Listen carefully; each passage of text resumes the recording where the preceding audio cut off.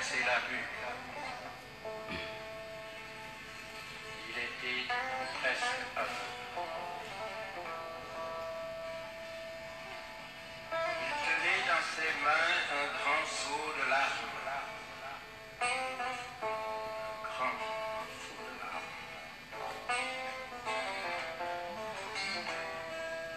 Derrière lui,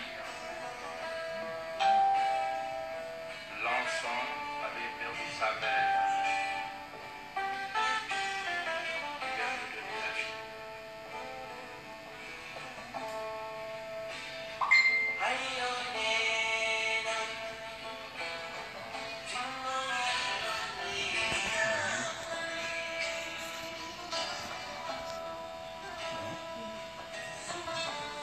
Asalaamaaleykum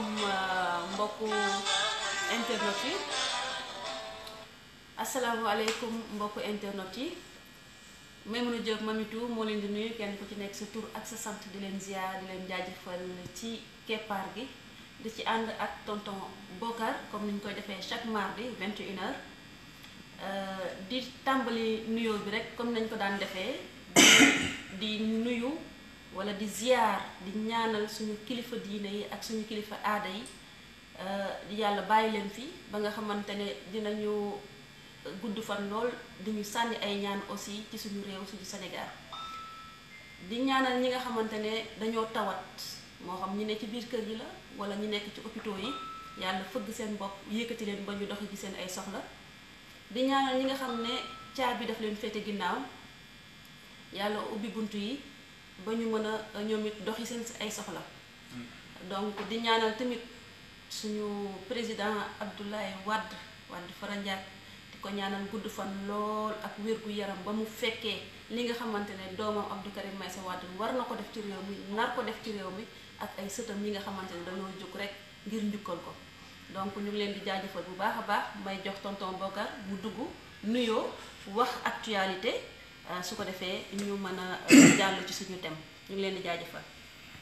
waaw salaamaaleykum très chers internautes mes chers frères et sœurs maa ngi leen di nuyu yéen ñëpp leen ziar di leen balu ak di leen ñaanal yàlla defal leen jàmm yàlla na suñu ëtt bi tey fekk leen si jàmm ñu ngeen seetaan ñoo jàmm vraiment jële si njëriñ. di nuyu kilifa diine yëpp ak kilifa aada yi di leen ñaanal yàlla bàyyi leen fi ngeen yàgg fi lool te ànd ak wér rawatina ak suñu président le président des cœurs le meilleur président de tous les temps le bâtisseur le président Abdoulaye Wade yàlla may ko guddal fanam parce que yokk fanam macha allah mu toog fii encore 20 à 30 ans gunge ñu ba ci kanam ànd ak surtout wér ci biir wérle ci biir ak biti macha allah yàlla may ko kattan bu mu fekkee lépp parce que amal nañu njëriñ amal na Sénégal njëriñ au fur et à mesure qu'on avance on se rend compte que c'est un monsieur de multidimensionnel boo xamante ni Sénégal Afrique monde bi soxla nañ ko encore donc yàlla nañ ko bi yàlla bàyyi ba mu fekkee entrée le président Abdou Karim Meïssa Wade au palais incha allah gunge ko ñaanal ko parce que Sénégal bi ñu nekk nii soxla na président Abdoulaye Wade encore si ñaanam si expérience am ak si xarañteefam lépp ku fi nekk surtout le président Abdou Karim Meïssa Wade mu fekkee gouvernance am andil ko ci ay la mu defaloon Sénégal xam naa ni comme na mu ko waxee woon bu ñu ko mayaatoon 3 ans am na yéene bu extraordinaire bu moomoon Sénégal te loolu il faut que mu bëgg na ko eggali incha allah comme ni mu promettre à la jeunesse du PDS que balaa incha allah balaa na yàlla di jël sam bakkan yàlla na yéex danaa leen delloo pouvoir te ba léegi fi mu nekk nii mu ngi si tànk yooyu le président Abdoulaye Wade moom macha allah lu mu mës a wax sénégalais gis nañ ko donc lu mu wax à la jeunesse que dinaa leen ramener au pouvoir war nañ koo gën sans plus tarder nag ñu dem si actualité bi dominé par malheureusement le problème du coronavirus du ma si expert nag du ma médecin du ma professeur ñooñu moom xam nañu wax nañu li ñu siy wax yëpp waaye fi ñuy insister rek mooy sàggante fu gouvernement parce que ku nekk dégg na semaine yi passé booy teg nañu dispositif bu extraordinaire à l'aéroport Blaise Diagne dara du fi dugg loo xamante ne lu kii mais maintenant les Sénégalais ñun dañuy poser wu question parce que on a le droit de savoir Sénégalais il faut que ñoom ñu poser wu question comment se peut-il ñu teg dispositif un état responsable si aéroport benn français jóge fële te fi mu jógee bu fekkoon ne ay Paris wala yooyu la jógee ñu ne xëy na affaire bi ëpp amu fa doole noonu mais mu ngi jóge Nîmes nga xamante ni frontière am ak Italie côté bii Italie am ay 77 morts côté boobu la Nîmes nekk donc kooku war a mën a jóge France ñëw ba Sénégal te li si gën a suspect mooy France je crois que fi mu nekk nii seen dispositif bi ñu teg ak pays développé bu toll noonu képp kuy dugg France ak kuy génn France danañ la vérifier lii si xaw a doy waar mooy comment se peut-il aéroport Nîmes mu jóge fa xaw ma fan la nag transité ba jëlaat beneen kii pour jël Air Sénégal parce que Air Sénégal à mon avis du wàcc Nîmes donc fan la war a transité ba jël échappé les contrôles français ñëw ba Sénégal dispositif bi nga xamante ni ministre de la santé ak le président Macky Sall dañ ne woon teg nañ ko à l'aéroport Blaise Diagne kooku mën a quitter foofu jóge Nîmes ñu xam ni fa la jóge mën a génn aéroport sans que ñu xam ñu def test nécessaire yi ba mu dugg biir Sénégal je crois que nee nañ le 26 la fi dugg ba le premier wala xaw ma le 2 ñu doog a waa ji si boppam nee nañu moom moo dem moo sentir ni yaram bi neexul mu dem dem si benn cabinet privé ñu xam ni dafa am mbir mi donc sàggante boobu ñun Sénégal war nañ ci suñu bopp xëy na cuune gouvernement bi wane woon nañ ko mais bii ñoom dafa extraordinaire et lii si gën a doy waar ñu àndulaat ñu xaw man dëgg la ba mu dëgg mais sànq ba léegi si rajo yeeg yépp nee nañ am na un deuxième cas à Guédiawaye encore tubaab boo xamante ni 80 ans la am 80 ans nee nañ le 29 la dugg Sénégal comme ça jàll si kii boo xamante ne nee nañ teg nañ dispositif mais dispositif boobu de qui se moque-t-on Sénégal war nañu xoolaat suñu bopp parce que là c'est extraordinaire on est kii bon du qu'on dise parce que commentaire yi ça va bon parce que aussi cas yoo xamante ne dañ ko andi parce que Sénégal coow bi bëri na pétrole bi corruption bi pàcc xoo bi nekk si APR est-ce que du lii dañ ko andi pour nëppal affaire yi parce que aussi yabaate weesuwul yow nga def say bévu bàyyi contrôle bi waroon am aéroport defoo ko nga ñëw may wax ministre bi naan ngay dem tu Porokhane naan nañu pour ñu annuler Magal Porokhane kii mais yabaate weesu boobu yabaate j'espère que bu demee foofu dina fekk kalifu murid yi ñi nga xamante ni Serigne Touba Maam Jaara Buso Porokhane kooku protégé na képp ku fa war a dem waxatuma làkk kii mbay nañ ay coronavirus tax ñu annulé tout un màggal mais ñii dañuy yabaate. tey la murit yi gën a mën a dem tuur. mais waaye yow ma ne borom bis bi defar na lépp ñoom bu ñu amee seen càgganteef ba bàyyi ay tubaab dugg fii. am waaw benn Sénégalais andiwu ko fi mais non ko nii vraiment colonisation bi recolonisation néocolonialisme bi nga xamante ni Macky Sall andiwaat na ko kii tiital na Sénégalais sur tous les plans nag lii nag moo ci desoon ay tubaab ñun ñu nekk suñu jàmm ñu ñëw andil ñu coronavirus est-ce que tey ñu ko pour nëbb yenn scandale yi nga xamante ni actuellement mooy am si réew donc daal si actualité je crois que loolu moo gën a dominer mbir mi je crois que ñëpp pratiquement man maa ngi dégg sax ay animateurs naan tey bi ñuy def vie des titres naan tey du ñu wax kenn du fi wax politique kenn du fi wax mais on ne peut pas ne pas parler politique parce que ñoom ñoo ko déjà politisé ñoo fi taxawoon di def soxlaay génn benn réunion sol dakk ay masque ndekete yoo seen yooyu yëpp ay cinéma la ñaari tubaab dugg nañ leen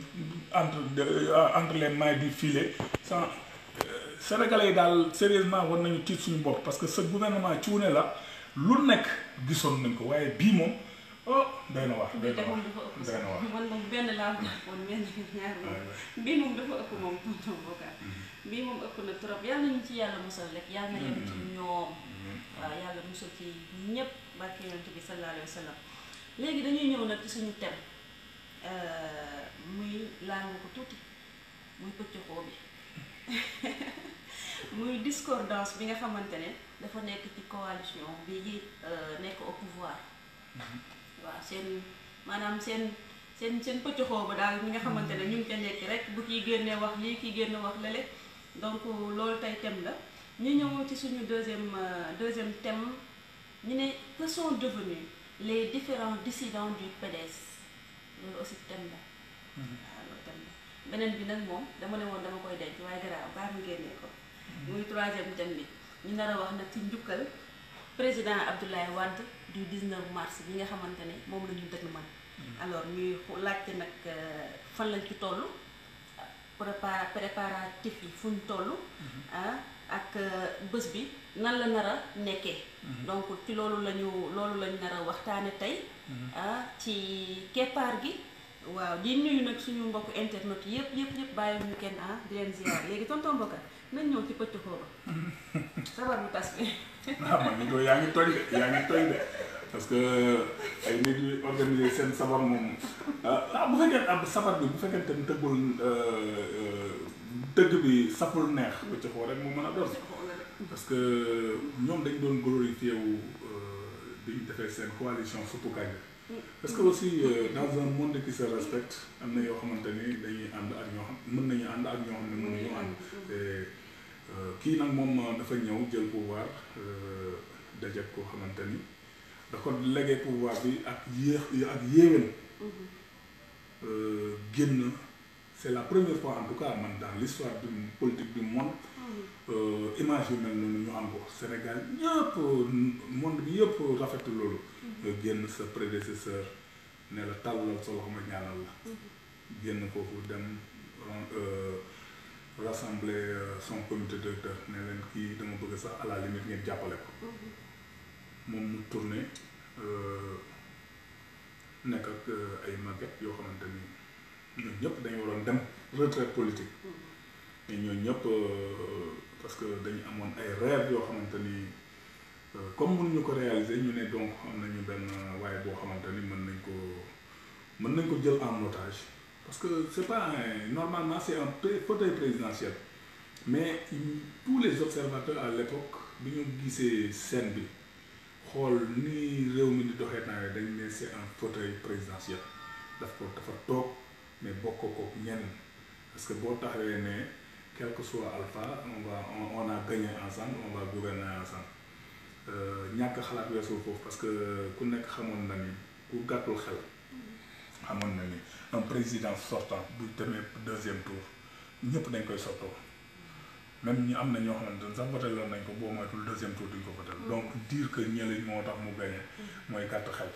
parce que premier tour li nga am moom xamal ni deuxième tour quel que soit alpha on a vu le cas de Djibo Ka en 2000 il avait demandé à voter Diouf mais benn carte de plus Abdou Diouf amu ko mais donc ñàkk xalaat ak kii moo tax mu ne ils vont gouverner ensemble loolu foo ko waxee rek yaa ngi dugal sa bopp si benn carcan boo xamante ni pour nga génn fa problème lay doon taxaw ne on va gouverner ensemble ñeneen tamit ils se sont pris poussé des ailes ñu ne kon d'accord occupé ak moom mu fauteuil présidentiel bi jàpp ko nag en otage koo ci wax parce que buñ nekk nii màgget bu mel ni kii Ibrahima Sène taxaw di menacé moom daal dañ dem ba moment boo xam ne dañ ko jàpp en otage fu mu waxee rek wala fu ay ñooñam waxee ni ñii ils sont encombrants ñoom ñu commencé seeni menaces rek moom dem mu wàcc donc petit xoo bi c'est kii nii bon partem malheureusement pour moom aussi son parti du parti ay mer gàddu la ñu woon c'est-à-dire que ñii ñëpp c'était des militants du PDS mais militants du PDS ñii ñànk APR yëpp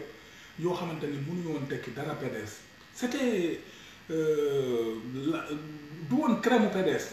donc mooy ñoo xamante ni dañu nekkoon si biir PDS effectivement mais ñun ñëpp comme Macky ay mer gàddu lañu parce que mënuñu woon tekki dara si PDS donc moom bi mu génnee rek de fait rek ñu dem ànd ak moom yàlla def nag comme dañ doon président Macky dafa doon wër fu nekk moo mën complot international bi ñëw dimbale ko aussi yàlla ne ko am yaa mën am peuple sénégalais nee nañ yaa mën jëlal bare nag bon lii lépp c'était prévisible am na mag yónnee effectivement le président Abdoulaye Wade gagné Macky gagné wu ko mais dañoo sanctionné certains caciques de l'époque du pouvoir te effectivement ñooñu lañu sanctionné parce que bii voilà pratiquement ñooñu ñëpp ils ont disparu dem nañu fekki Macky ñii bàyyi nañu ñii bon après dinañ si ñëwaat je crois que si les dissidents là mais c'était prévisible parce que c'est un parti boo xamante ni amoo structure tu n'es pas structuré parce que il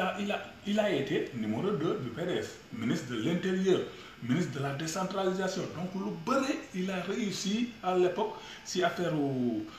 déloyauté parce que nit ñi dañ naan il a été loyal mais boo déloyauté weesuwul ñu dénk la yooyu ngay profiter dëkk boo dem di fa dem au nom du PDS da ngay wut le responsable bu d'accordul nga wut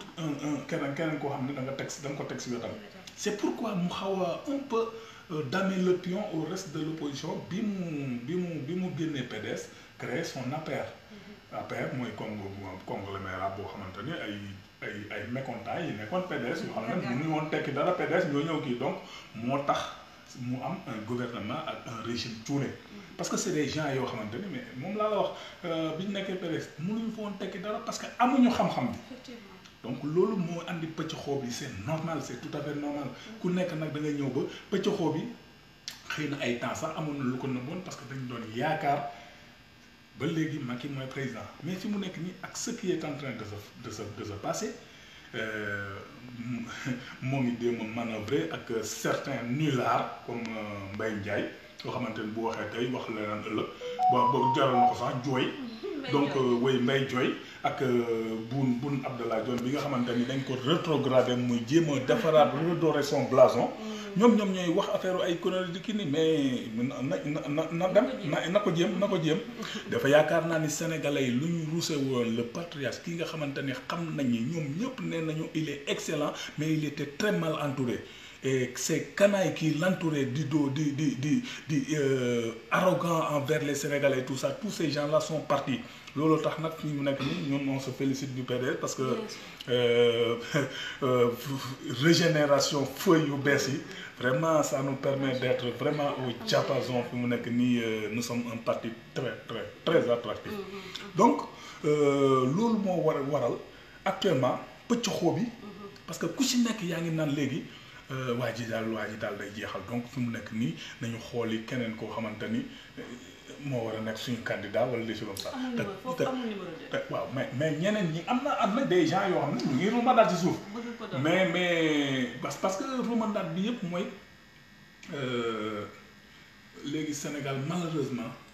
comme yenn yi dal na Macky Sall mi nga xamante ne musul xalaat nekk président ñoom nag léegi bu ñu demee ba Mimi Touré naan day jéem a nekk président. bu ñu demee ba Amadou Ba naan day jéem a nekk président mais bon donc moom la Souleymane Jules Diop wax rek koo xamante ni yaakaaroo woon ni di nga nekk chef de quartier boo demee ba nekk président comme Macky Sall mais ku nekk golo bu nekk léegi day tëb ne ba mën naa nekk président looloo andi pëccëxoo bi parce que xamatuñu seen bopp. parce que dem nañu ba ne nii amassé assez de milliards yoo xamante ni tôt ou tard je vais vous dire di ngeen ko goxi de di ngeen wax fan ngeen ko jëlee. ñun duñu utiliser nag ay tribunal d'exception et tout ça mais les cours normaux danañ leeral lépp les cours normales danañ leeral lépp incha allah parce que y a ku si nekk xam nañ fa nga jóge la nga amoon ak fi mu nekk nii la nga am fii àddina bii léegi dara du fi umpe bu leen neexee nag am leen ambition et tout ça démesuré bu leen neexee mais nag sachez que fii moom Sénégal bii lépp dina fi leer incha allah donc pëccëxoo bi Mamito looloo ko andi ku ci nekk yaa ngi am des ambitions démesurées yaakaar ni comme ku mel ni Macky Sall moo dem ba nekk président moom ñoom tamit war nañu mën nekk président moo tax mu nekk nii même coxo bi day doog a commencé day doog a commencé parce que je crois que ce matin ou démb les socialistes commencé nañu nee nañu ñii li ñuy wax ni teguñu ko fenn Macky Sall du fi amee troisième mandat ñeneen ñu AFP tamit danañ wax pëcc xoo bi donc dana que ni ils vont à la dañuy éclater ça c'est sûr li mu osé wul woon def parce que tôt ou tard fa la jëm président Abdoulaye Wade ba am fayda bi mu am bi mu faloo ñee ñëw soi-disant dañ ko jàppale deuxième tour bi ñu waxee ni dañuy kii waxu leen fa tey dafa leen ne naa leen associé parce que on a besoin de toutes les compétences mais ki si ñëw taxaw naan da ngay xaw a balbalu di jéem a kii dafa la ne c'est moi le président bi ñu ko nanguwul dégg dafa leen ne abal leen mais kii ñemewu ko mais fi mu nekk nii nag ñu ngi dem foo xamante ni ñàkk ñeme du doon sax ñàkk ñeme mais ñàkk pexe lay doon parce que il sera obligé de se débarrasser de ces gens-là sinon même si ces gens-là qui vont partir parce que commencé nañu kii nii xam nañ ni waa ji jeexal na te bateau buy tàngee moom les rats moom si ngay koy xamee parce que boo déggee rats yi di commencé di daw rek nga gis leen ñu commencé di daw rek nga xam ne bateau bee ngay commencé di tàngee donc fi mu nekk nii loolu lañ kii le mun annoncé woon décembre dernier que 2020 ça va tàngee 2020 2021 2022 yooyu yëpp mooy gën a garaaw mooy gën a garaaw ñun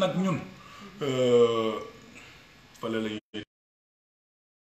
déroulé xeex leen seen xeex waaye bu ñu deret bi laal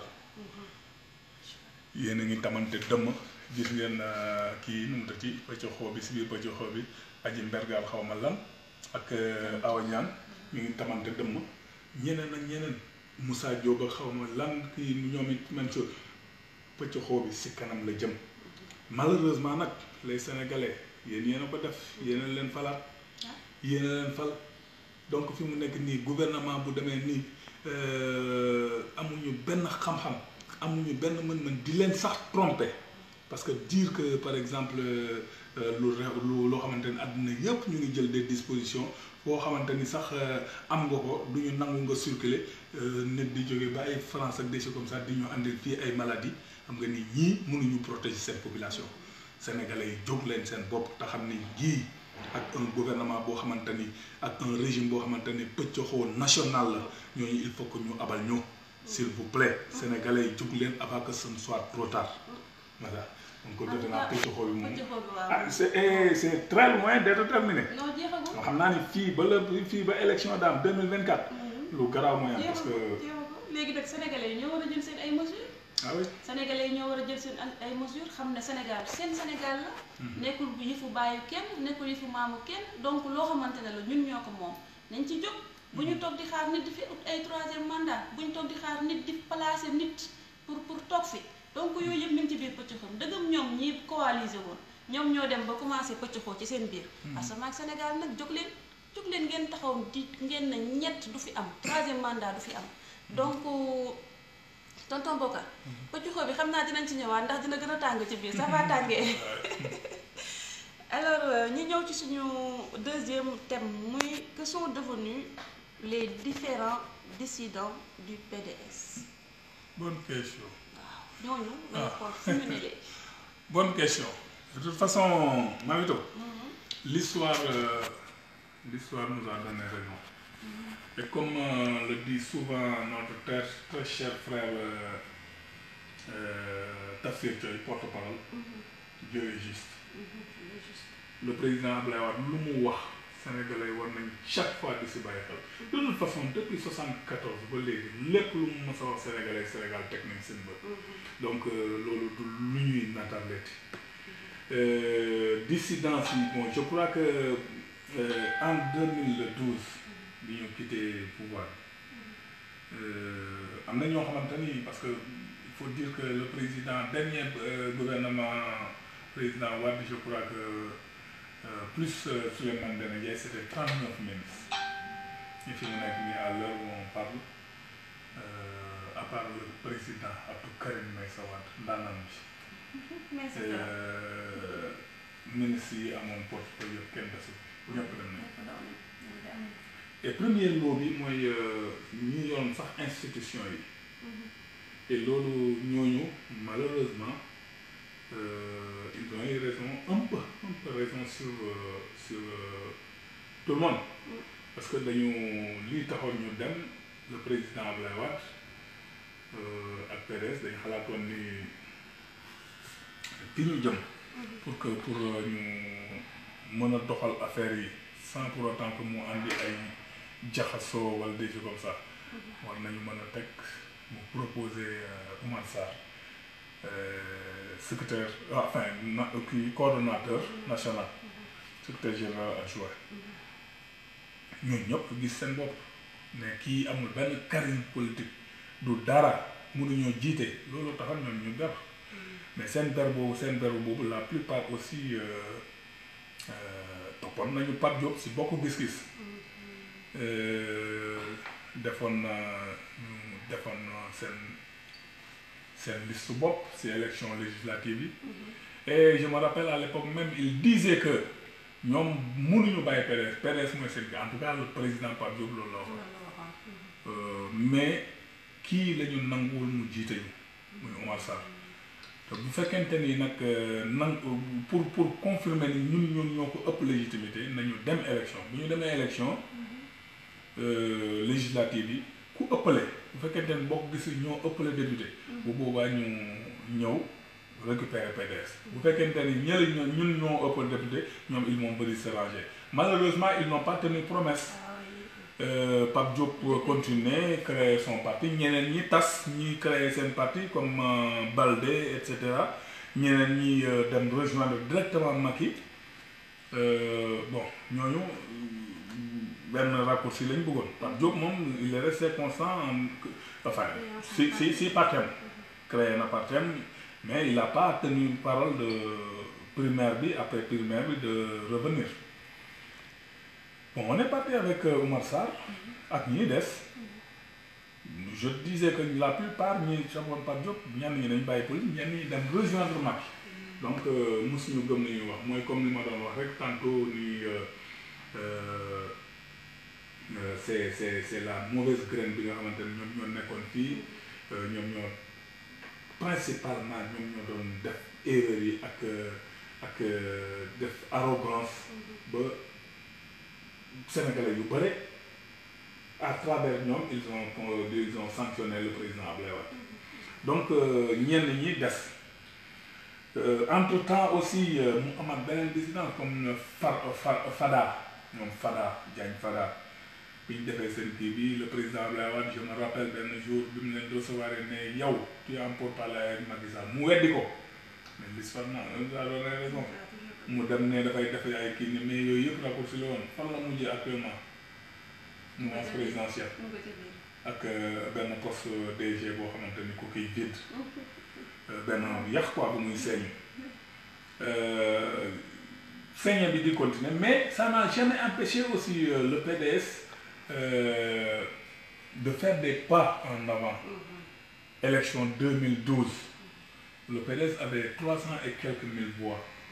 si législative yi am 12 députés am groupe parlementaire à part la super coalition PDS kese moo amoon groupe parlementaire donc ñeneen ñëpp si gannaaw PDS te PDS kese moo demoon si listam boobu en 2012 un parti fraîchement battu lors des une perte de pouvoir fraîchement mën a am kii kooku il faut le faire seul le PDS moo ko mën ñeneen ñi defoon nañ ko si kii bi mais président Abdoulaye Wade baaxaayam moo wàññi woon le nombre de députés pour avoir un groupe parlementaire pour permettre leen ñu am quelques pour permettre leen muy Moustapha Niasse muy Tanor ñu am groupe parlementaire donc saa yu ñu kiiyee dina am entre ces élections là chaque élection bu ñëwee dina am ay dissidents yu dem ñoo xamante ne dañu ne ñoom ñooy nànk PDS waaw ñoom ñoo war a kii xoolal ñooñu ñëpp heureusement qu'ils sont partis heureusement que le président Abdoulaye Wade ne leur avait pas n'avait pas jugé bon de leur confier le parti sinon parti PDS dootul exister jaay nañ ko Macky Sall bu yàgg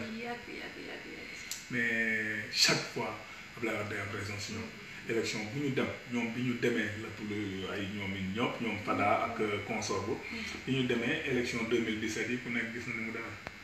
bu ab même le reste de l'opposition disait que heureusement que le président Abdoulaye Wade était revenu dafa battre campagne sinon on allait Macky Sall daf leen ni laminer ñoom ñëpp te même les gens de l'APR dañ doon muccax baram naan ay bu Abdoulaye Wade ñëwuloon donc voilà ñoom ñëpp ku si dem PDS day gën a kii te élection 2012 yi ba 2017 mais PDS dafa tripler son score en termes d'électeurs daf ko tripler donc parti boobu malgré ces fripouilles qui sont partis le parti dafay gën a attractif donc dafa soxla woon sax en réalité que ces mauvaises personnalité génn pour que ñenn ñi nga xamante ni dañu bañoon PDS à cause de ces gens-là dellu si donc ce qu'ils sont devenus mooy loolu la plupart à part man fu mu nekk nii à part le président Pape Diop tous ces gens-là ñu ngi à côté de Macky ñoom Thierno Lo ñoom boo cité da ngay jur mais ñëpp à part Pape Diop ñëpp ñu ngi auprès de Macky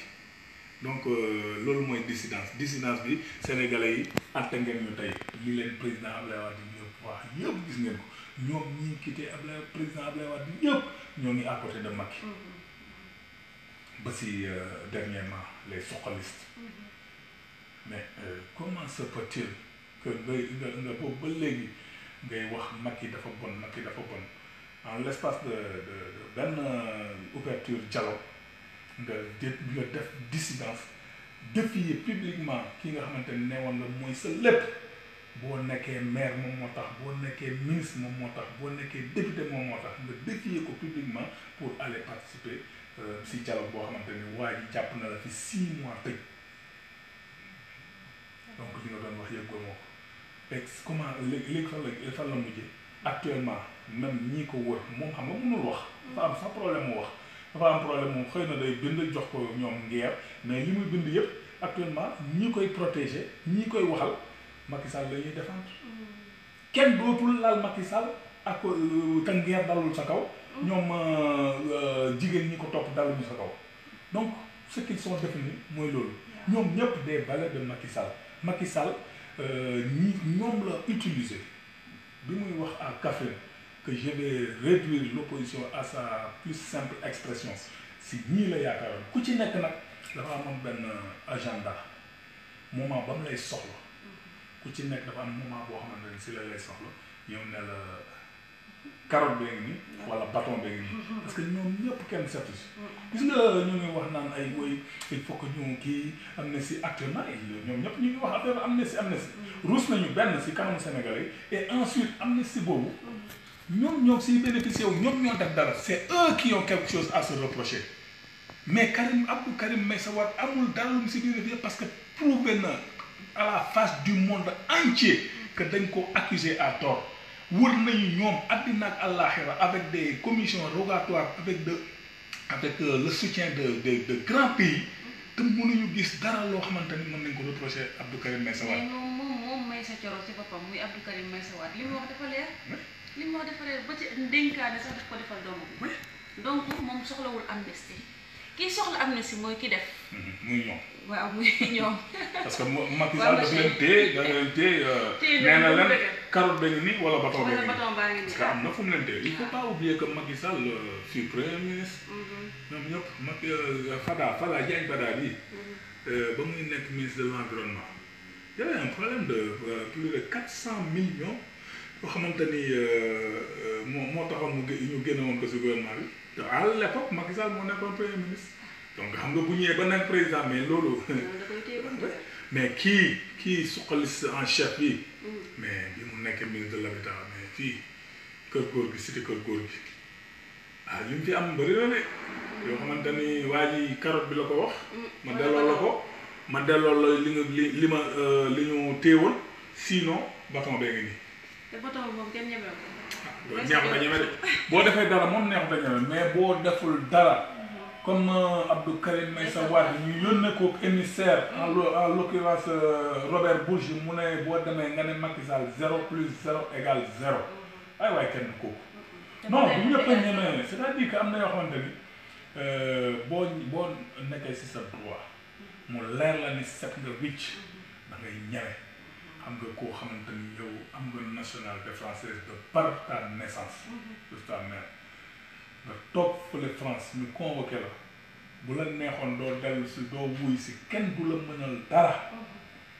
mais nga toog foofu ne alors que bi ñu lay convoqué ñoom ñëpp dañ taxawoon ne arrestation dossier bi sax ubbeegul mais màggetu Benno Tas Yaakaar yëpp dañ taxaw ne arrestation Karim Wade c'est une demande sociale yow nga ne damay dem ñu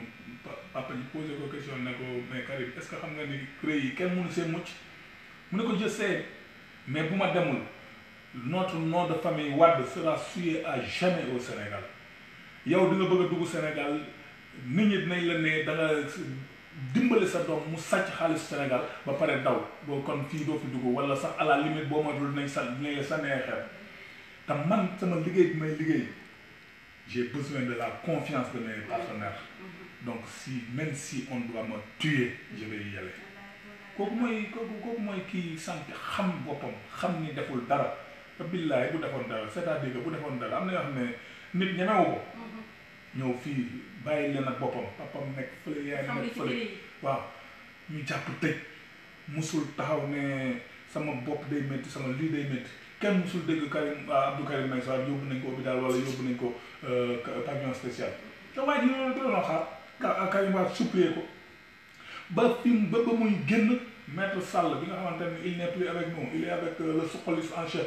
mais suqaliste en chef bi mu taxawee wax ni wéy kii boqat la des comme ça daf ko démentir foofu au moins maître Sall dañ lay remercier parce que très sincèrement tu as été courageux parce que taxaw na ne ku wax loolu da ngay wax lu la neex bu Karim Wade du mbuqat parce que daf kii demande nañ ko mu def lii il a refusé musul nangu ñaan grâce te ba muy génn prison Madické moo def ay maguy mais ça ñëpp a koy dégg moo def ay maguyam ba kii mais sinon il n'allait pas sortir donc loolu donc dissidents yi ñun parfois sax man dama naan sax wax si ñoom perdre ce temps là parce que très sincèrement man pour man dañoo arrangé PDS parce que loo xamante ni chaque fois dañuy gën di dem te élection bu ñëwee PDS gën a améliorer score mais kooku kay kon ñii am na énormément de Sénégalais yoo xam ne ñoom ñoo tere woon ñu ñëw PDS donc fi mu nekk nii man PDS je m'en félicite de la nouvelle yi de adhésion yi ni mu bëree mais c'est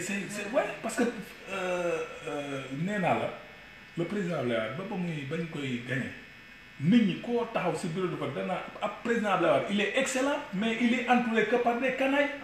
mais ces canailles là bu ñu demee nag mu andi lii fi mu nekk nii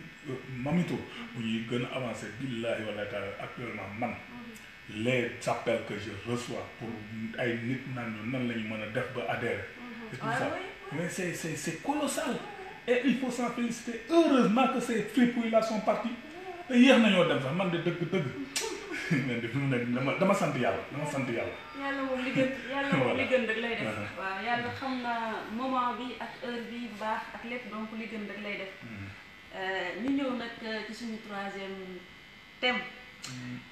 muy nag bés bu rëy bés bu mag bés bu àdduna bi yëpp du mën a Sénégal mais àdduna bi yëpp di préparé waaw muy nag njukkal président Abdoulaye Wade ànd ak Abdou Karim Meïssa Wade 19 mars bii la léegi tonton Bocar lan nga ñu mën a indil ci njukkal bi d'abord bu ñu paree nag nga ñëwal ñu ci question bi nga xam ne moom laa lay posé muy préparatif yi fan la toll waaw parce que suñu mbokk waa ñi nekk ci niveau international ñoom ñëpp ñu ngi préparé wu jigéen ñaa ngi nuróole may wax aussi am na ay nuróole da ngeen di ñëw ñu nuróole def jaune bleu bu saf sàpp màggal bés bi màggal njukkal bi ñun tamit dañoo war a njukkalaale président Abdoulaye Wade surtout jigéen ñi ndax dafa fonk jigéen yërëm jigéen jox jigéen gëddam l'homme de la parité mu ngi noonu donc ñun tey bu ñuy taxaw di fëgg suñu dënd c'est grâce à maître Abdoulaye Wade kon nag njukkal bi kenn waruñu ci njëkk. waaw loolu laa doon sànni sama mbokk jigéen ñi. waaw Mamito njukkal bi naa sawar en fait et puis gis nga c'est ce qui est extraordinaire mooy fi mu juddoo c'est-à-dire que nous man dama doon créer rek benn groupe d'envoi pour faire parce que comme damay faral di envoyer beaucoup kii malheureusement ma touché rek def groupe WhatsApp et noonu la juddoo. ma ne mais attends man je me suis trompé di ko jéem a dindi je me suis même retiré mais kenn ki dama defoon parmi kii mu nekk admin muy Bassirou Mbacké Diatta woo ma ne ma mais grand je crois que tu t'es retiré si li nga kii ma ne ko non c'est-à-dire que je me suis trompé mais du loolu laa doon créé mu ne non mais bàyyi ko parce que je commence à recevoir des gens de haute qualité yoo xam ne ñu mënaan groupe bi nan la demee léegi nañ ko jox comme nom politique éthique et morale panel politique éthique et morale noonu la juddoo ma ne ok ñu ne ma ne ko donc au bout d'une semaine si je vois que ça tourne mal on va arrêter hein mu ne ma waaw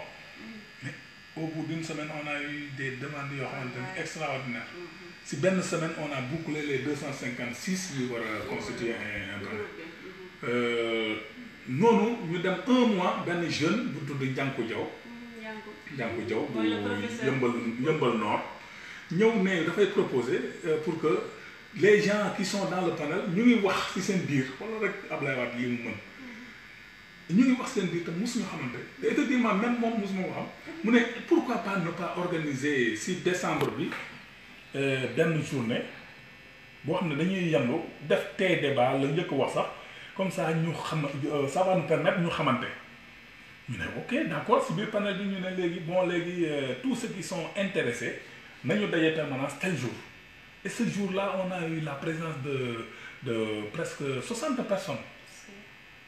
dont des femmes de qualité des hommes et des femmes de qualité ñu ñëw séance tenante le débat s'est ouvert proposition yi commencé ñenn ñi naan waaw non bu ñu ko def tey d'abord nañ ko def yendu wut ay xarak des choses comme ça rey comme ça animer permanence suñu sœur bi nekk responsable aux États-Unis actuellement qui est là Thialal Sabara mais attends pourquoi ne pas choisir la date du 19 mars ñu jël le temps nécessaire préparer ko pourquoi la date du 19 mars parce que dafay coïncider ak 20e anniversaire du président Ablaye Wade jëlee pouvoir beeg léegi donc nañu jël le temps de préparer ça et on va voir ñëpp applaudir si biir nag ma ne leen bon ça c'est très bon parce que amagul woon sax non dañ ne woon rek jour boo xamante ne dañ koy jagleel président Ablaye Wade ñu ne donc on va faire quelque chose de pragmatique si biir lañu si foofu la ñu créer 4 commissions yoo xamante ne surtout la commission thématique boo xamante ni mooy réfléchir sur comment organiser cette journée le thème et tout et si biir panel ñu waxtaan ba trouver le thème ànd ak Abdou Karim Meïssa Wade njukkal le président Ablaye Wade pourquoi bon les gens ont tendance à dire way doom bee ko ñor wala kii doomu papam lay sukkandiku pour kii mais non c'est-à-dire que le président Ablaye Wade est toujours secrétaire général national du PDS et c'est comme un président de la République qui jure de faire respecter la Constitution les décisions du PDS issues des instances du PDS le secrétaire général national dafa souhait yépp li ko gën a neex mooy ces décisions là ñu respecté ko ñu appliqué ko donc la décision des instances du PDS étant de faire du président Abdou Karim Meïssa Wade le 5e président de la République ñu ne pour ñu njëkkal le secrétaire général national président ancien président de la République pour ñu delloo ko njukkal mooy ñu falal ko le candidat de son parti muy le président Abdou Karim Meïssa Wade noonu la thème bi kii est donc thème bi sens boobu la am et pour ce fii ak le 19 mars liñ siy def mooy sénégalais xëy na dañu yàgg te dañoo gaaw a fàtte mais am na ay thème ay montage vidéo et tout ça yoo xamante ne actuellement chaque jour ñu ngi koy def si net bi nit ñi di ko gis moo di wane Sénégal ñetti pàcc de 1960 jusqu'à 2000 PS ñu ngi fi nekk lan lañ fi def de 2000 jusqu'à 2012 lan la fi président Ablaye Wade andi ak de 2012 ba léegi lan la fan la Sénégal toll donc ñetti période yooyu la ñu wax sénégalais nañu comparer bi ñuy ñëw je crois que lii fi amoon depuis indépendance lii fi tubaab yi defoon de 1960 jusqu'à 2000 loolu defe naa Abdou Diouf stade de l'amitié kese la fi def ak pont Sénégal 92 li si des yëpp temps colonial la d'ailleurs loolu tax bi ñu ñëwee au pouvoir ñu amoon problème sur le plan électricité et tout ça parce que la fi newoon machine ya fi newoon centrale ya fi newoon depuis temps tubaab ku nekk gis na ko le président Abdou Karim Meïssa Wade bi ñu ko falee ministre de l'énergie dafa dugg si centrale yi ba gis dafa doon yërëm sax techniciens yi liñ daan daj da ngay gis ñu jël ay fil de fer di taqal ak des choses comme ça mu ñëw ne lii il faut mu dañ il faut que ñu renouveler le matériel si la commencé di tabax ay centrale looloo taxoon nag période boo am na période boo xam ne dafa difficile woon parce que moom la olof di wax ni diggante sol yëre bu bees il faut que summi yëre bu màgget ak sol yëre bu bees il faut que summeeku am si te summeeku boobu mooy période yi amoon délestage yeeg coupure yi tout ça mais ba mu demee ba 2011 ay mi-2011 le problème était réglé le plan Takkal réglé woon na tout le problème donc loolu pour wan Sénégalais yi 2012 bi ñu jëlee kii 2000 ba 2012 président Abdoulaye Wade nan la révolutionner les choses fan la andi Sénégal ku nekk fàttaliku na que l'argent circulait à gogo ba nos adversaires les Dansokho et Tanor ak yooyu dañ doon sax posé wu question président Abdoulaye Wade fan lay jëlee xaalis kii dafay luxus xaalis Dansokho dem na ba ne Abdoulaye Wade day luxus xaalis mais yàlla nañu yàlla mayaat kuy luxus xaalis parce que moment boobu sénégalais yépp gisoon nañ seen bopp li ko li Adja Seynabou Seck ferrailleur bi faral di wax temps boobu boo jëlee sax sa mbuus tàngal jaay di nga am xaalis mu jar parce que xaalis mu ngi doon circuler ak baaxaayu président Abdoulaye Wade ñoo ngi naan président Macky Sall bi mu ñëwee la pétrole feeñ mais c'est pas vrai pétrole feeñoon na président Abdoulaye Wade moo bañoon c'est-à-dire que archive yi ngi fi te dinañ ko génnee président Abdoulaye Wade moo ne il préfère le Sénégal n'est pas encore prêt pour exploiter le pétrole il préfère attendre bàyyi ko les générations futures moom bépp ministre ñoom Macky Sall yii duñu mënuñu weddi loolu da leen doon wax bu leen toppatoo affaire kii yéen andi leen ma ay projet andi leen ma kii rek bu teeloo desul lu wut xaalis wax leen ma man ma dem andi man ma donc loolu moo kooku mooy président lebul day dem système bi nga xamante ni moom la doon liggéeyee ku nekk xam na ko liggéey na ci Sénégal infrastructure yu bëri te le Sénégal ne s'est pas endetté donc loolu période boobu mooy période faste boo xam ne sénégalais presque yëpp gisoon nañ seen bopp en tout cas commencé woon nañ gis seen bopp mais au bout de bi complot international bi génnee Ablaye Wade ba ñu sénégalais yi ne ko may mais 2 ans après sénégalais yëpp taxaw nañ ne man dañoo juum dañ ñu trompé woon di def ay mouvement rëccu mais donc gisuñu seen bopp si kii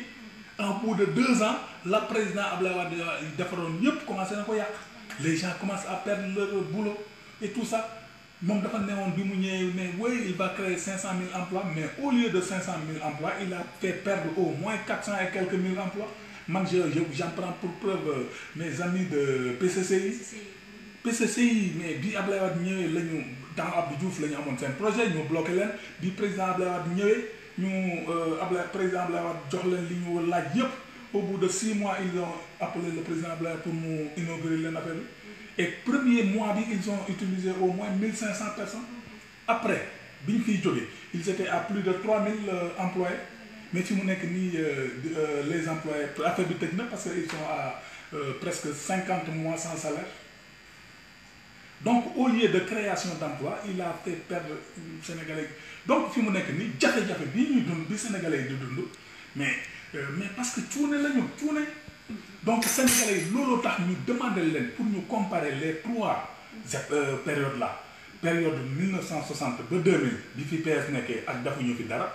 2000 ba 2012 li fi Abdoulaye Wade di ñëw ba nit ñi sur tous les plans commencé gis seen bopp ak période bi nga xamante ni Macky Sall moo fi nekk bi nga xamante ni ñëpp a ngi rëccu donc Sénégalais ce qu'on vous demande moo di xool la ñetti période ba ñoo si gën te kii nga xamante ni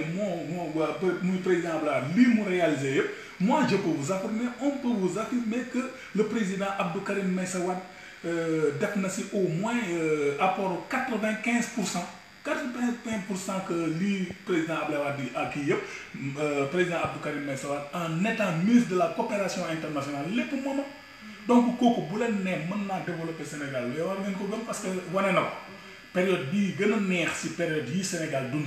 suñu période la muy période bu président Abdoulaye Wade bi mu nekkee président te Abdou Karim Meïssa Wade apporté na si énormément donc loolu choisissez monsieur mes très chers compatriotes si période boobu ban moo leen si gënal te en tout cas bu ñu leen nee mën nañu leen delloo si naataange war ngeen ko gëm parce que kii nga xamante ne mooy Abdou Karim Meïssa Wade yéen kii mu ngi leen koy jéem a xañ mais actuellement l'émir du Qatar bi nga xamante ni actuellement Qatar ay États-Unis ak France ak ñëpp dañuy daw foofu pour wuti ay marché kooku son principal conseiller c'est Abdou Karim Meïssa Wade donc mu ngi leen di xañ koo xamante ni Qatar mu ngi koy bénéficier bu leen ko nangu actuellement il y va pour l'intérêt du Sénégal merci. waaw léegi nag tonton Bokar ñu ñëw nag suñu question bi muy où en sont les préparatifs du 19 mars. maanaam 19 mars fan la waajtaay bi toll. waaw fan la waajtaay bi toll. waaw waajtaay bi fi mu nekk nii bon on a réussi au moins si panel bi à faire un excellent travail vraiment tous les membres du panel sont à féliciter. Les commissions yi ñu mettre sur place une commission d'organisation commission thématique commission communication surtout commission propagande et mobilisation ñooy def nañu liggéey bu mucc ay parce que déjà le monde entier est au courant on m'appelle de partout mu nekk nii comme na ma waxee woon il n'est pas question bi ñu commencé rek mais il n'est pas question que ñu dem ci président Abdoulaye Wade pour njukkal ko moom ñu koy lay xaalis ñi koy njukkal ñoo war a génnee xaalis du ñu laaj le président Abdou Karim Meïssa Wade dara ñun ñi nekk ci panel bi ñun ñooy commencé génnee suñu xaalis di cotiser ñu fixé panel bi ku ci nekk temps ngay cotiser te cotisation yi fi mu nekk ni permettre mu ngi ñuy permettre ñuy def les premières dépenses diaspora bi pour wan la ni affaire bi c'est international diaspora bi déjà ceux qui sont les militants et karimistes qui sont en Espagne joxe nañ seen participation Italie ñu ngi pare cette semaine dinañ joxe seen participation France danañ joxe seen participation États-Unis danañ joxe seen participation le reste de l'Afrique dinañ joxe seen participation pour te dire que sur le plan communication matala na àddina bi ñëpp yëg nañ sur le plan national on demande à toutes les fédérations toutes les sections de se mobiliser ku mënul cotiser tamit fexeel leen ba cotiser seen biir comme na ko PDS daan defee jël seen oto yu mat ñëw tuuru Dakar parce que cette journée là elle est extraordinairement importante parce que on veut faire de cette journée parce que boobu ba léegi boo waxee presse bi ñu naan way rapport de force Macky Sall da leen koy jaay opposition bi amuñu moyen bu ñu opposer rapport de force Macky Sall mais cette journée là sénégalais li ngeen sonn cette journée là mën na nekk le déclic pour la reconquête du pouvoir inchallah pour mettre fin à ce régime de Macky Sall man ñun on demande à ce que fu sénégalais nekk koo xamante ni mën nga ñëw jógeel Casamance Kédougou Kuli Koro fu la neex pour vous dire affaire bi dafa am importance ba même Kédougou joxe nañ seen la fédération de Kédougou envoyé nañ seen participation léegi ñeneen ñu ngi leen di xaar et jour boobu aussi ñëw leen en masse tuuru biir Dakar mu nekk journée boo xamante ni vraiment sénégalais yi en tout cas sur le plan international ñëpp la presse nationale internationale ñëpp xam ni le président Abdoulaye Wade mii moo nekk ci cœuru sénégalais yi le président Abdou Karim Meïssa Wade mooy seule alternative valable pour être le 5e président donc fi mu nekk nii ci loolu la ñu tolluwaay bi daal mooy le parti moom mbir mi dafa di rek ni initiative moom fu nekk la mën a jóge parce que par exemple même au niveau du secrétariat national bu ñu toogoon waroon def benn réunion sur ça bu lii amagul tamit il faut que benn nit mooy ñëw def proposition bi donc c'est lui l'initiateur mais ça veut pas dire que moom moo ko moom c'est le parti, ça appartient au parti. D'ailleurs ñun bi ñu paree si yooyu yëpp def affaire yi ba nga xam ne parce que balaa ngay dem di wax ak kilifa balaa ngaa naan naam ka nga fay ne donc ñun dañoo def le tout ba mettre les choses sur place ñëw dem seeti kilifa parti bi yëpp daje nañoo ñoom toutes les instances commençant par le secrétaire national à la personne du secrétaire général adjoint Bara Gaye, les structures par l'intermédiaire de Saliou Dieng avec les responsables en même temps des mouvements de soutien. Donc mouvements de soutien yep, ils sont concernés parce qu'on a rencontré Saliou Dieng. Les femmes, toutes les femmes sont concernées parce qu'on a rencontré la présidente Waressa avec son équipe. Tous les jeunes sont concernés parce que gis nañu Toussaint Manga, les transporteurs gis nañ leen, les cellules d'entreprise gis nañ leen. Donc tout le monde est concerné. Donc affaire bi dootul affaire rencontré nañu sax le président le secrétaire général chargé de conflit et le sage Doudou Wade. Donc toutes les instances ont été consultées. Donc léegi ñoom ñu cité yëpp dañu leen ne et puis tous les maires aussi. Tous les maires PDS rencontré nañ leen. Et ñoom ñëpp jot nañu seen carte. Donc ça pour vous dire que rek affaire bi dootul affaire ay panel wala kii mais affaire parti bi la. C'est le parti qui organise. D'ailleurs même les femmes de Dakar ñoom la ñu jox ñoom ñooy la fédération haute. muy Dakar c'est ñoom ñooy dalal gan yi. Donc cette journée est dédiée vraiment au président Abdoulaye Wade mais PDS moo ko ŋànk. Parce que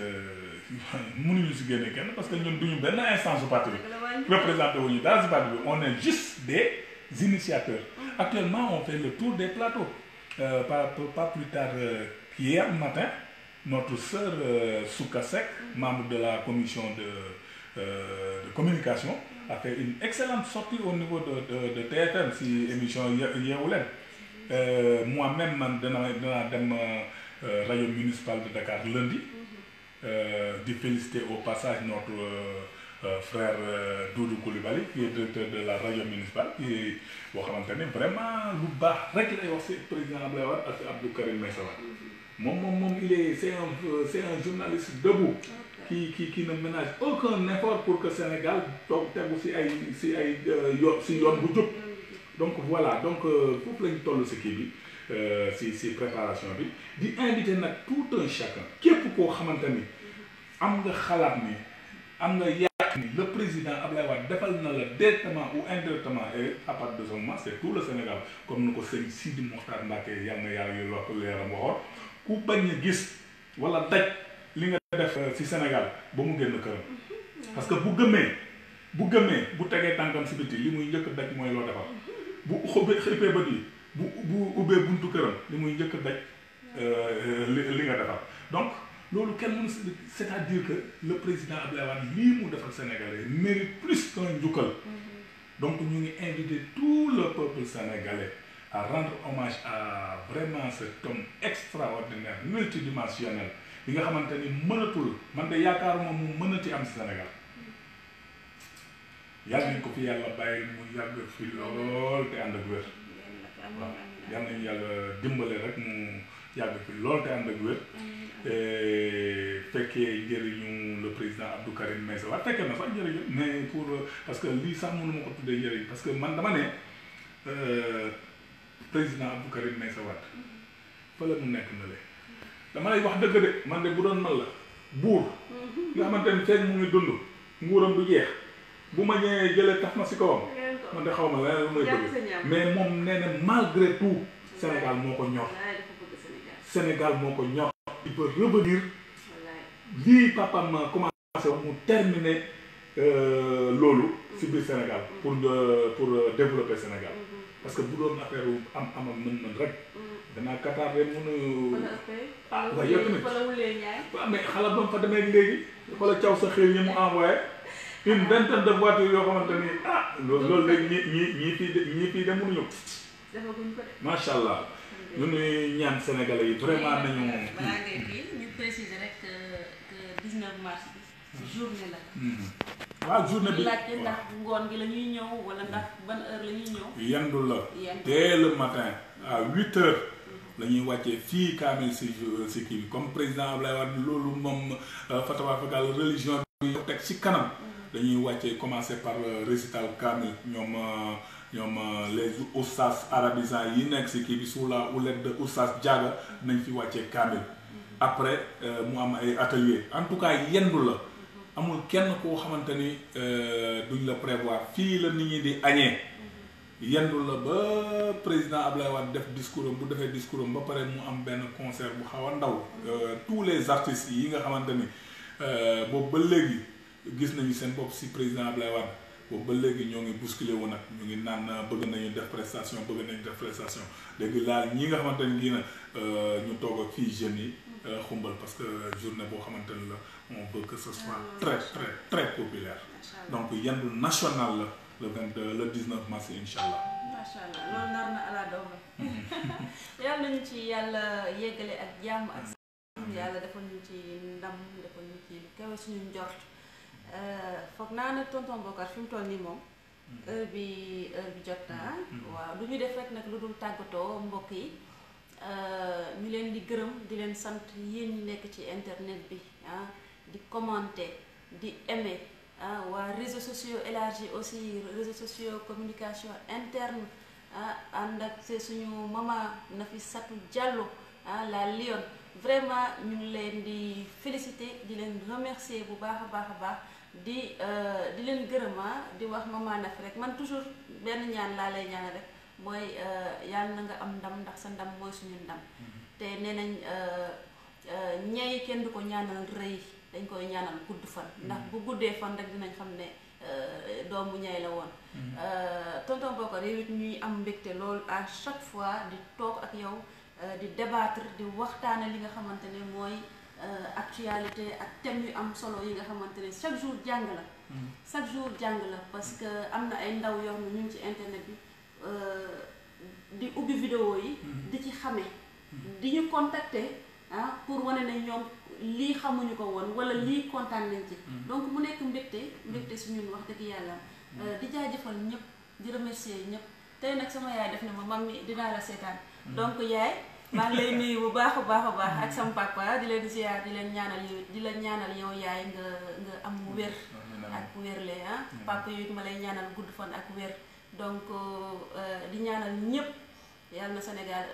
jëm kanam yàlla na jàmm sax tonton Bokar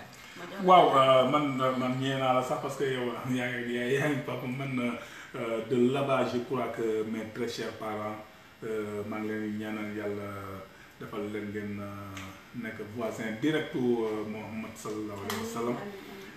je sais que je damay def le tout nag pour ngeen fier de moi les gens ont tendance à me dire oui mais da nga fidèle da nga fii mais man aw man ñemewu ma def lu dul loolu jamais au plus grand jamais de la vie ma décevoir mes très chers parents ñii fi nekk ak ñii fi newul ruus naa sama njaboot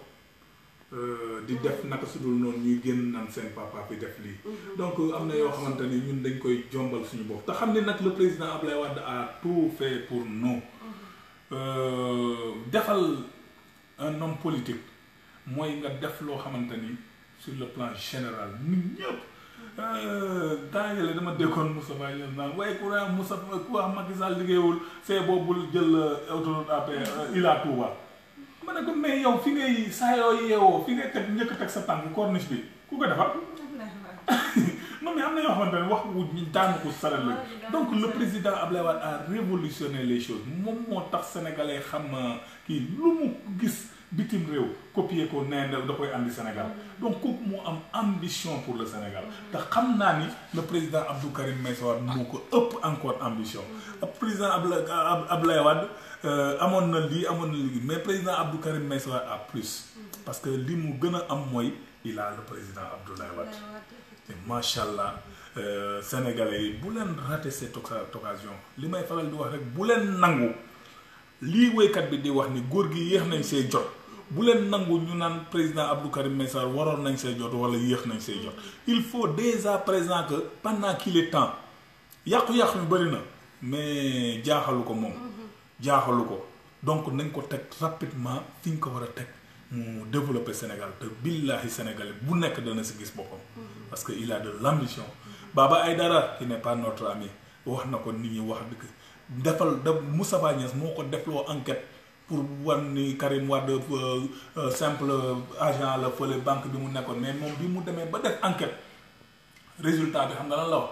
nee na ay la yoon waxuma la Sénégal mais Afrique le président Abdou Karim Meïssa Wade mën na ko développer donc yéen ñëpp ñu ngi leen di gërëm di leen sant encore une fois di leen jaajëfal parce que comme ni ma koy waxee addu neex na lool waaye ko ñiy teewlu ñoo moom ndam la saa yi ñu wootee ngeen wuyu yal na leen yàlla fay yal na yàlla defal leen vraiment dégg bu mat bu war am si yéen ba ngeen jëfee li ñu leen di wax nii parce que mooy intérêt Sénégal surtout la jeunesse l'avenir vous appartient. Faites tout pour que nii ngeen bëggee seen avenir doxee ko ñu doxalee ko noonu mais xam ngeen ni avec ce régime là rëccu ngeen mais fi mu nekk nii rëccu ngeen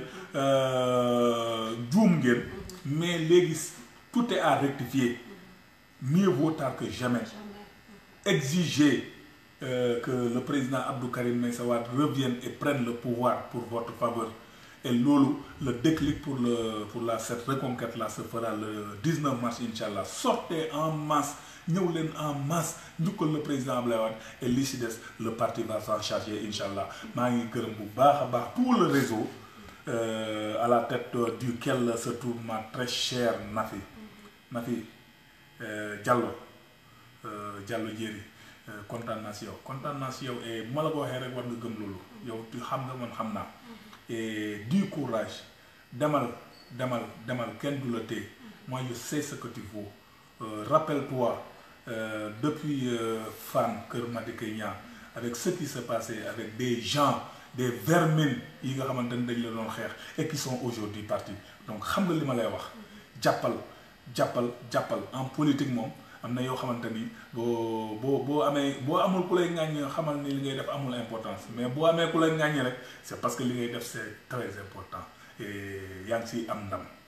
jàppal bu la dara ki ni tout le réseau maa ngi leen di gërëm yéen ñëpp vraiment seen taxawaay rafet na ma très chère Mamito yow danga may inspiré c'est-à-dire que tes questions au début da nga xamoon kii mais maintenant fi mu nekk nii mokkal nga man tam vraiment sérieusement bu ma toogee même bu ma amoon inspiration parce que temps yi j'avoue que ak li ma yenu moom je suis en manque d'inspiration mais bu ma toogee yow boo may posé yenn question yi daf may inspiré merci beaucoup yal na yàlla doole surtout allez kon à la prochaine fois inchallah merci